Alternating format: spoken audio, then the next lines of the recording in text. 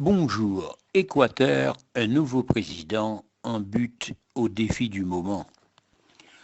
L'Amérique latine, durant la décennie, connaît une recrudescence de crises de différentes natures.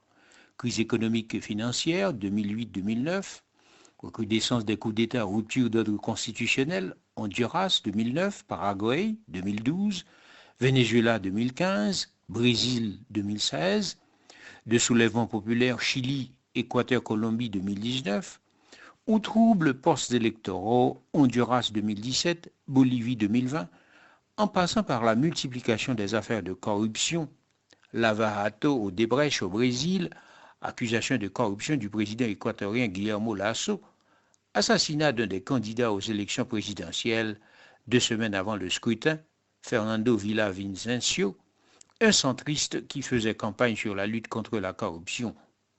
Autant dire que la démocratie en Équateur sort affaiblie de ces épreuves, affaiblie sur le plan institutionnel et en proie à une délégitimation constante par les citoyens. C'est dans un tel contexte que Daniel Noboa, en une tentative, a réussi là où son père a toujours échoué.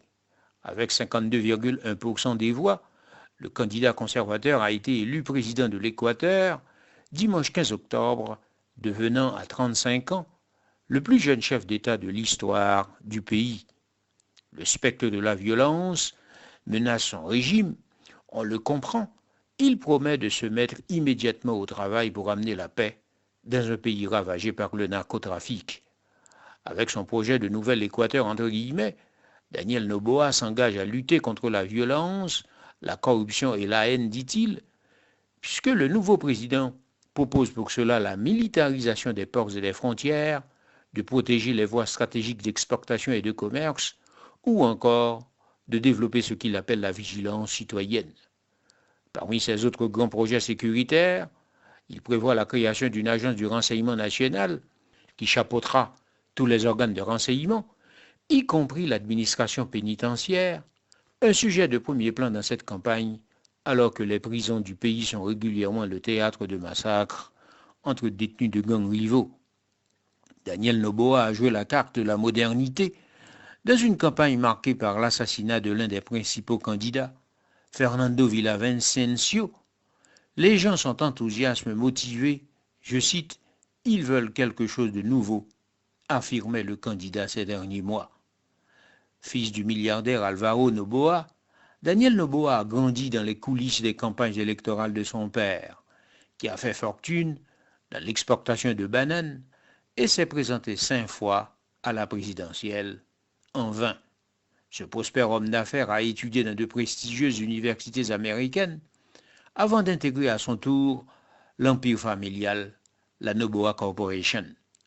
Malgré son statut d'héritier, les expériences en politique de Daniel Noboa sont peu reluisantes, se limitant à 2 années passées comme député, une période durant laquelle il avait été mis en cause dans un présumé conflit d'intérêts pour avoir financé de sa poche le voyage de 7 parlementaires en Russie, l'un des principaux marchés du juteux business de l'entreprise familiale du secteur de la banane.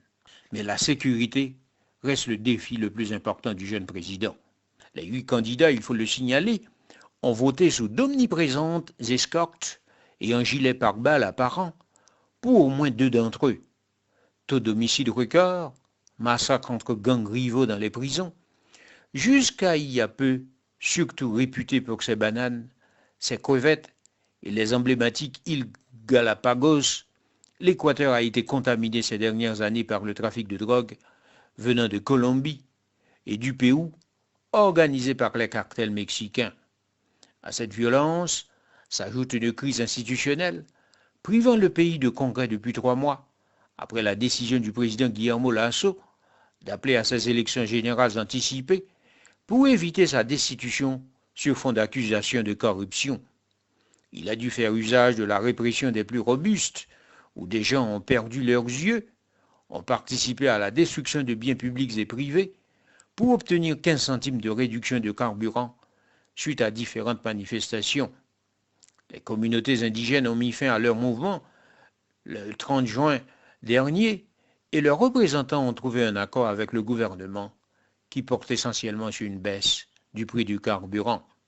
Côté de la diplomatie, l'élection du président libéral intensifiera les échanges avec les États-Unis d'abord, ensuite avec la Chine, mais avec des craintes qu'un accord de libre-échange susciterait.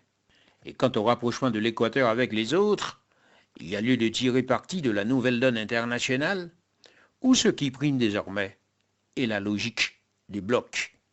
Et Haïti, plus que jamais, a pour devoir de se mettre en état de marche si elle veut que sa présence au monde ait encore un sens. Jacques Nézi, Radio Cosmos. Merci parce que vous avez abonné à la chaîne.